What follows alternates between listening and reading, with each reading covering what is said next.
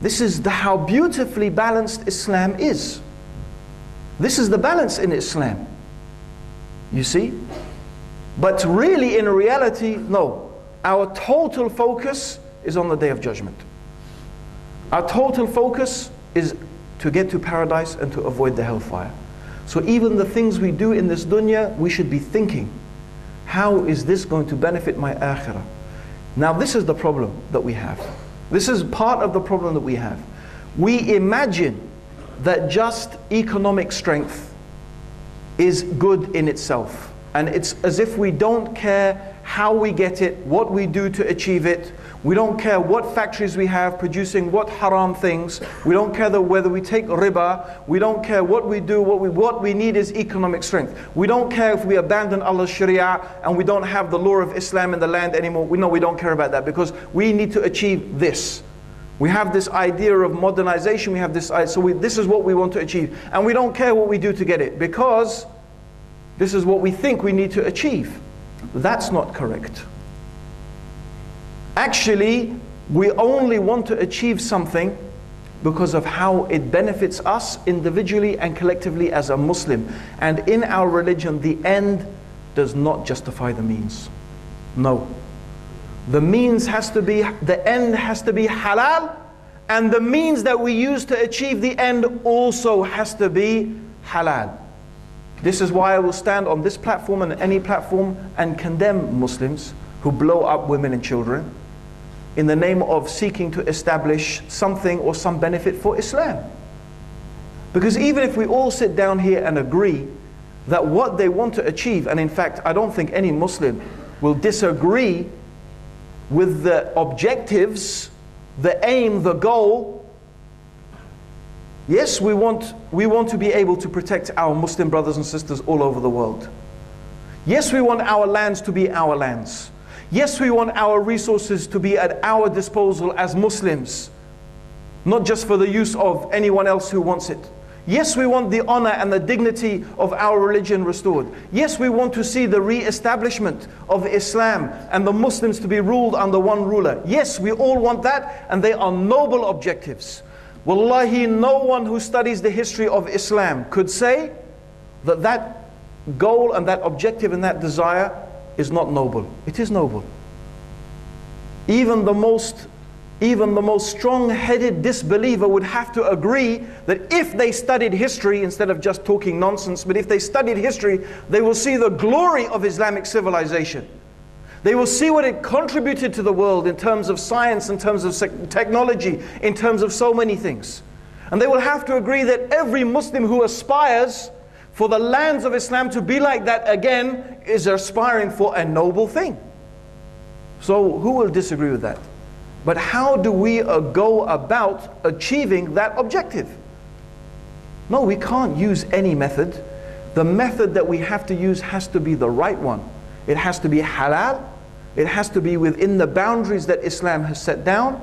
And there are no shortcuts, brothers and sisters. This is the thing. We're always looking for shortcuts. We're always looking for shortcuts. And I have to say it. You know, the aspirations of many Muslim countries and their leaders are good.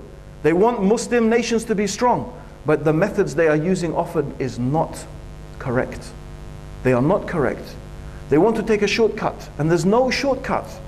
There is no shortcut. It's the same thing. The people who commit these acts of terrorism, they want a shortcut. They don't want to wait. No, we want to bring about the global jihad now. So we're going to force the hand. We're going to force the issue. That's what they imagine. But what will they do? They will only delay more and more and more what they want to achieve. So there is only one way to achieve it. And that is the long way. It's a long way. It's a long way, but the long way, in fact, is the short way. Do you ever do that? You ever try and take a shortcut? Huh? I'm always doing that. I say, I'm going to take this shortcut. 5 hours later, where am I? What have I done? No. You know the road. This is the way that gets you from A to B. That's it. So the road that is going to get us from A to B is what I've been talking about tonight. Nothing is going to make the Muslims strong again except that the things that made the Sahaba strong.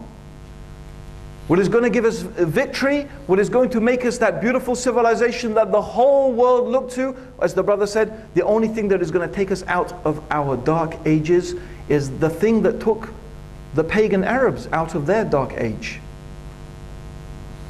That's it. And that means we have to follow exactly the revelation that Allah subhanahu wa ta'ala has sent down. We have to remove those corruptions and those distortions, and we have to come back to that pure, uncorrupted religion. Now let me just give you one very beautiful example of the Muslims today. There was this is just an example, a parable. There was a country of people who lived by a river.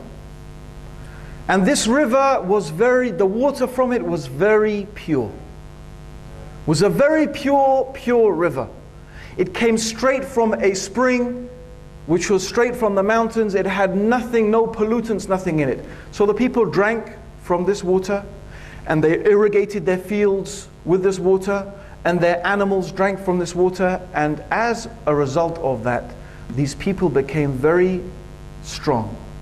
They became very prosperous. But as these people became strong and prosperous, they neglected this water. They began to pollute it. They began to pollute it. And as they began to pollute the water supply and they began to drink it, they started to get ill. And they began to become sick. And their animals became sick. And then what happened was their industries declined, their wealth declined, and then their enemies began to attack them. And they couldn't defend themselves against their enemies because they were sick.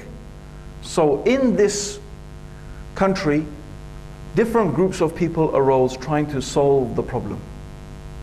One group of people said, we must fight our enemies. Let's leave everything, let's forget everything.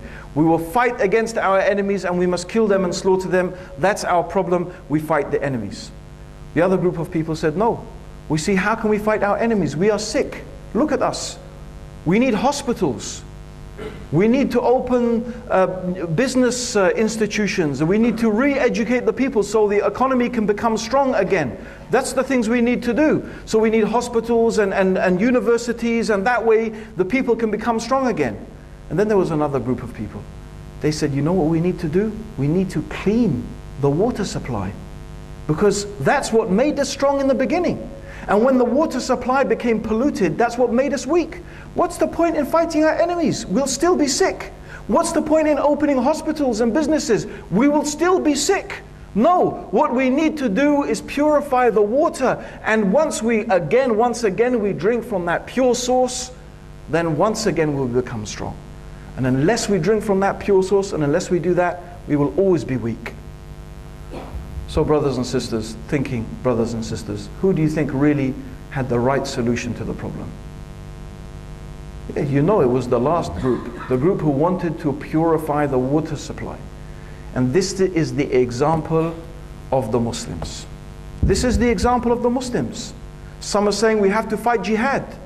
We have to fight our enemies at all costs. All of us must leave everything and go and fight the enemies. Another group is saying, no, we need to improve our education. We need doctors, we need nurses, we need hospitals, we need a strong economy, we need roads, we need factories, we need all of these things.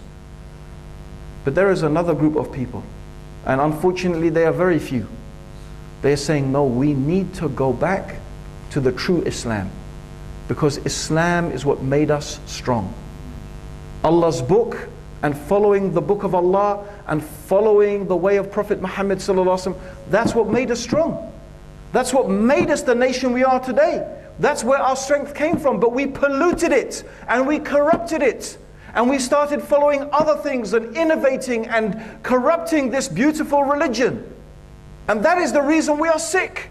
And wallahi, anybody who reads the Quran and reads the saying of Prophet and thinks about it, they will know that that's the truth. They will know that that is the truth. There is only one reason for our problems, and that is our disobedience to Allah subhanahu wa ta'ala. That's it, plain and simple. That we've disobeyed Allah and we have abandoned the way of Prophet Muhammad sallallahu alaihi wasallam. So brothers and sisters, this is the solution to our problem. How do we get ourselves out of the dark age?